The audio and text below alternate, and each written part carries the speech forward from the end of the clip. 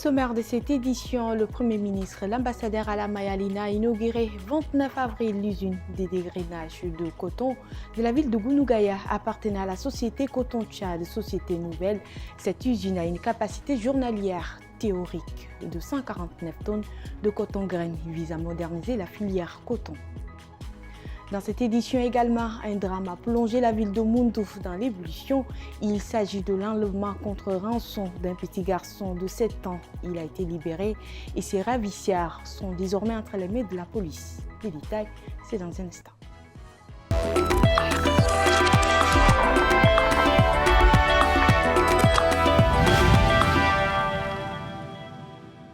Bonsoir et bienvenue à tous. Ouvrons cette édition par cette information. Le Premier ministre, l'ambassadeur Alama Yalina, a inauguré 29 avril l'usine de dégrainage de coton de Gounougaya dans la province du Moyo-Kébi-Est. Cette infrastructure contribuera à moderniser une filière qui peine encore à décoller dans les pôles et royaumes créoles.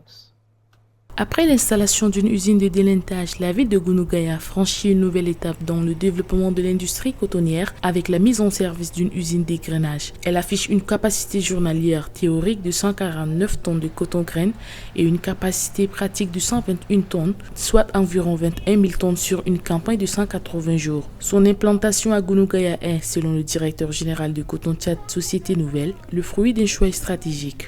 Gounougaya, c'est aussi une zone de production de semences, d'où la justification de la construction de l'usine de délintage et aujourd'hui l'usine d'égrenage de coton que nous allons inaugurer.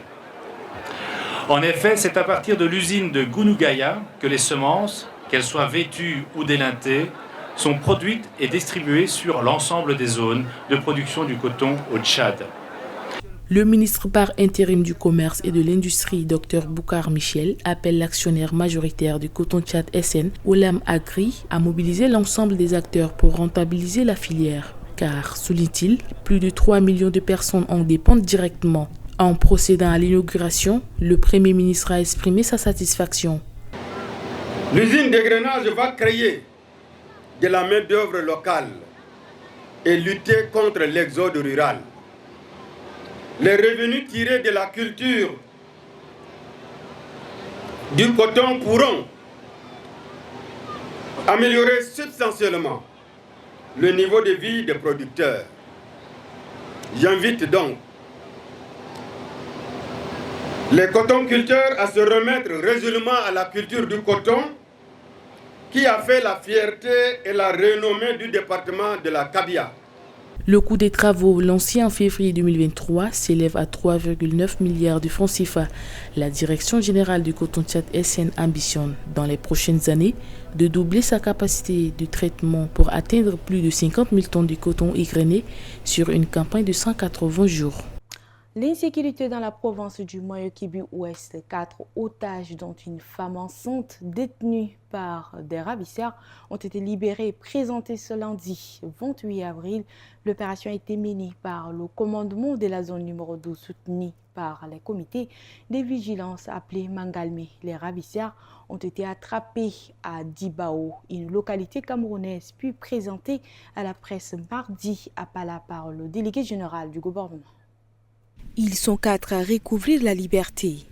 Djamenda Grâce de Dieu, enlevée début février à Batnaï, et une femme enceinte, Souko kidnappée le 20 mars, et 2 frères Amadou et Adamou Saliou, enlevés à Faïtaïbou dans la nuit du 22 avril. L'opération de sauvetage s'est déroulée sur le sol camerounais à Djibao. Le préfet de Nanaï, Kalmaïbé, Maïromke, parle d'un jour spécial pour le Moyo-Kébi-Ouest et salue la mobilisation des forces de l'ordre et des comités de vigilance. Il précise que les ravisseurs pensaient être hors de portée jusqu'à l'intervention décisive des Mangalmé. Pour le délégué général du gouvernement, Abderrahman Katab, cette libération est un soulagement. Il exhorte les familles à ne plus négocier avec les preneurs d'otages et à alerter aussitôt les autorités. Je ne sais pas ce qui va arriver, peut-être il va y avoir peut-être des futurs otages. D'être très très très vigilant. Ne engagez pas de discussions avec les malfrats. Ne engagez pas de discussions avec les malfrats. Dès qu'il y a un enlèvement, il y a des autorités, le préfet est là, et nous avons toujours mis des mécanismes qui peuvent traquer ces malfrats. Et ces mécanismes jusqu'à là marchent. Et j'espère que nous allons triompher grâce à lui. Mais cette victoire a un goût amer. Le jeune Albert, enlevé lui aussi à Batnaï, n'a pas survécu. Il a été assassiné par les ravisseurs. Autre chose à Pala, une femme attire les regards, pas pour ce qu'elle porte, mais pour ce qu'elle fabrique. À seulement 25 ans, Yvonne s'est lancée dans un métier encore tabou pour beaucoup, la fabrication de cercueils. Étudiante, épouse et chef d'atelier, elle casse les codes avec calme et détermination. Portrait réalisé par Lirsi Pierre Nganandum Cynthia. Sur la route qui mène au gouvernorat, un bruit peu connu résonne parfois. Celui des marteaux frappant du bois. Derrière cet atelier discret, une figure surprenante. Sarlami Adoki Yvonne. Elle a 25 ans, est étudiante mariée et fabrique des cercueils. Dans un secteur encore très masculin, Yvonne casse les codes. Chaque jour, après les cours, elle rejoint son petit atelier pour concevoir des cercueils avec soin. Une passion, mais aussi un moyen de financer ses études et de soutenir sa famille. Ce n'est pas seulement fait pour les hommes et le travail également n'est pas parce que je dois travailler, parce que quelqu'un m'oblige, non, mais il faut falloir que toi, une personne normale et digne, tu dois travailler. Il faut se sacrifier pour gagner son pain. Son mari, dit-elle, est son premier soutien. Il l'accompagne dans son choix de vie malgré les regards et les clichés. Son ambition, agrandir son atelier, former d'autres jeunes filles et pourquoi pas créer une entreprise funéraire complète. Yvonne fait partie de cette génération de femmes tchadiennes qui osent malgré les obstacles. La question du couloir de transhumance a fait l'objet d'une réunion tenue hier matin à Mangou, dans le canton Kabalaï, département de la Tandilé-Est. C'est le sous-préfet de l'Aïe rural, Ahmed Mahmoud Kamis, qui a dirigé les assises en présence de son collègue de Kim, qui a fait le déplacement pour tirer au clair ce problème. Cette réunion vise à circonscrire les limites du canton Kabalaï avec la sous-préfecture de Kim, préparer l'accueil des transhumants et la mise en place des stratégies efficaces afin de contrôler les couloirs de transhumance et les heures de stationnement.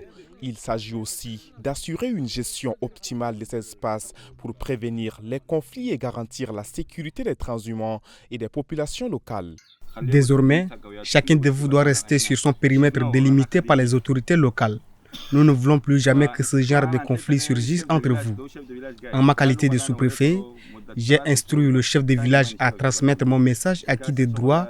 Personne ne pourra plus franchir cet endroit jusqu'aux 3 mois, le temps que la récolte soit faite. Et il nous a garanti que la transhumance commencera après la récolte. Après ces interventions, la délégation s'est rendue sur les lieux situés à environ 3 km du village Mangou pour délimiter le passage du bétail. Là, les instructions fermes ont été données par le sous-préfet de l'Aïe rural, Ahmed Mahmoud Kamis, à tous ceux qui occupent le passage des animaux de quitter lieu dans un bref délai. Moundou, 26 avril, 3 présumés malfrats auraient enlevé un garçon âgé de 7 ans dans le quartier d'Okap de la ville de Moundou, puis ont exigé une rançon de 15 millions avant la libération. Ce mercredi, les ravisseurs de leurs otages ont été présentés à la presse par les autorités provinciales, un résultat obtenu grâce au service des renseignements de la ville. Adrien Bayowanouji et Rassamordim Leila.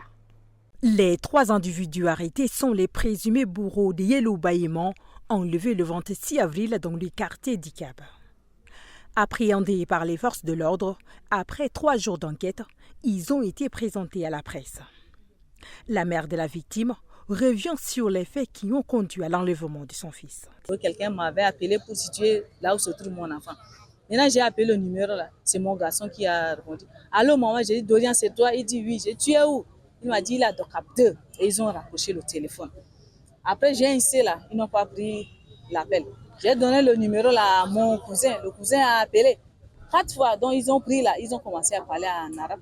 Et le cousin les a demandé, vous êtes chez le chef de quartier ou bien? Il dit, moi, Kalamana Bakana, chef de quartier.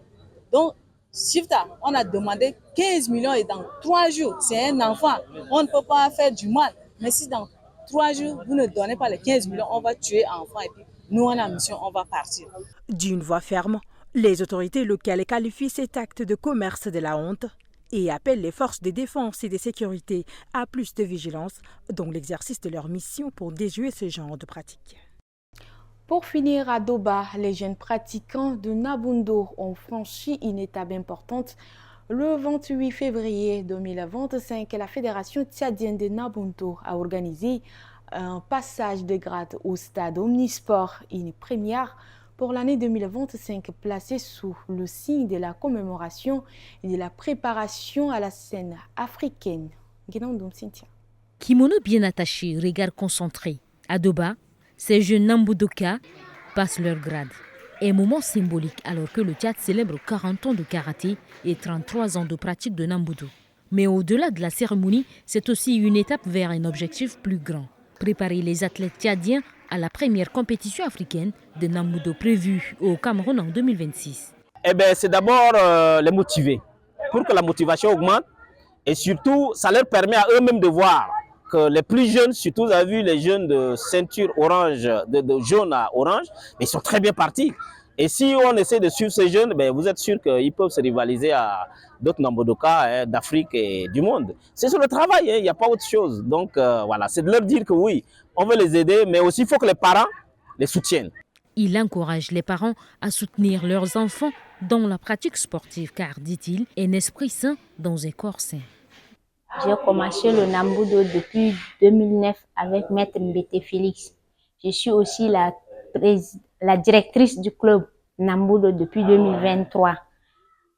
Et aujourd'hui, j'ai le ceinture marron. J'espère bien avoir le ceinture noir à la championnat de Yaoundé. J'invite les jeunes filles à venir pratiquer le Nambudo. Elles pensent que le fait de faire le karaté, elles n'auront pas des enfants, mais c'est faux. Heureuse de son apprentissage, elle invite les filles à s'engager, elles aussi, dans cette discipline. Prochain rendez-vous pour les Nambudoka d'Amena, où se tiendra le prochain passage de grade. C'est ici que prend fin cette édition. Merci à vous de l'avoir suivi. Restez de nôtre pour vivre l'actualité en continu.